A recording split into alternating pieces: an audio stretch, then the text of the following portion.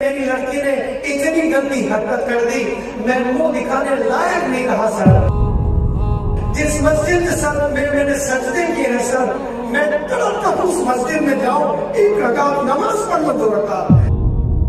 مجھے میرا گاؤں چھوڑنا پڑا، میرے رشتے دار چھوڑنے پڑے، میرا اسٹیٹ چھوڑنا پڑا۔